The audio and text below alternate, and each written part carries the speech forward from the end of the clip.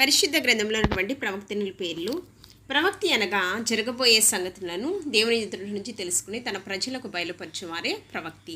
పరిశుద్ధ గ్రంథంలో ప్రవక్తినిలు 6 ఉన్నారు. మొదటిగా మిరియాము ప్రవక్తిని, నిర్గమాకాండము 15వ అధ్యాయము 20వ వచనము.